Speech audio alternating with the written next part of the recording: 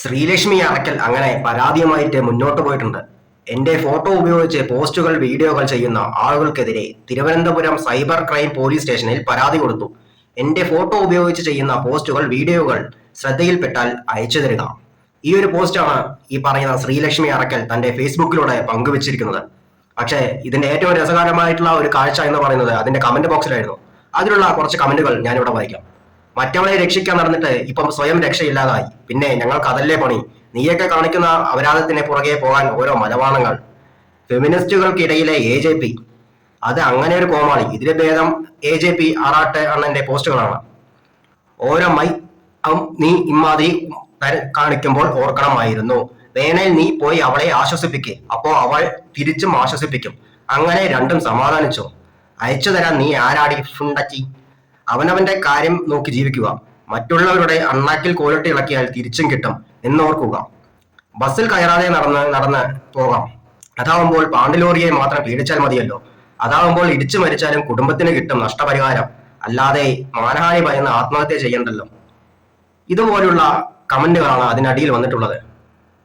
ഈ കമന്റുകളെല്ലാം ശ്രീലക്ഷ്മി അറക്കലിന് എതിരെയാണ്. അവനവന്റെ കാര്യം നോക്കി ജീവിച്ചാ പോരെ ശ്രീലക്ഷ്മി. ഒരുത്തനെ കൊന്നവളോട് നീ സപ്പോർട്ട് ചെയ്തു. ആ ഒരു വീഡിയോ കാണുന്ന ഏതൊരു വ്യക്തിക്കും നല്ലതുപോലെ മനസ്സിലാവുന്ന കാര്യമാണ്, ആ മരിച്ച വ്യക്തി ഒരു തെറ്റും തന്നെ ചെയ്തിട്ടില്ല.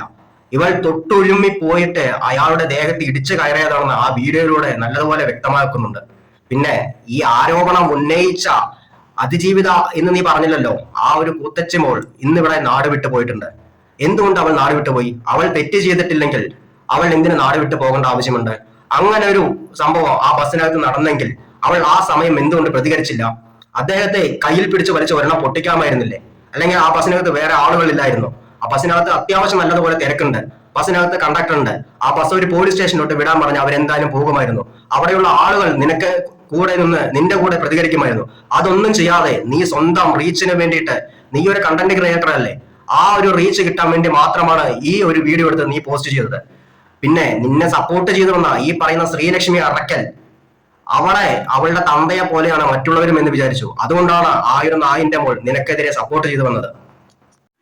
നിങ്ങൾ ഈ വാക്കുകളൊന്ന് കേട്ടു നോക്കൂ. മരിച്ചുപോയ ദീപകിന്റെ അമ്മയുടെ വാക്കുകളാണ്.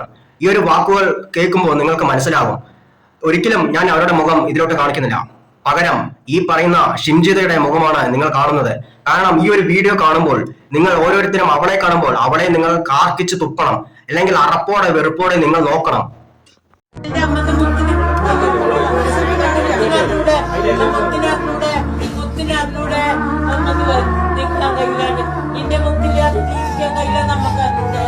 നിന്റെ കുട്ടീന്റെ മുഖത്ത് മാറിപ്പോയല്ലോ.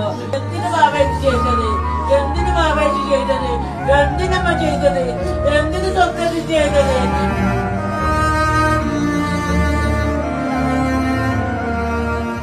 അമ്മ നിക്കണത് സമാധാനത്തിലാണ്. നിന്നെ കൊണ്ട് പോണം പോലെ അമ്മന്റെ കുട്ടി അയ്യോ എന്റെ കുട്ടി പോ.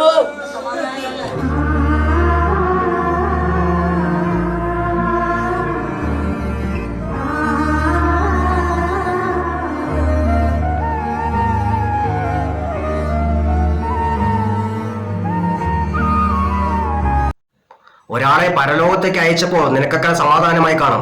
അതുകൊണ്ടാണ് ഈ പറയുന്ന ഫെമിനിറ്റി നിനക്കെതിരെ സപ്പോർട്ടുമായിട്ട് വന്നത്.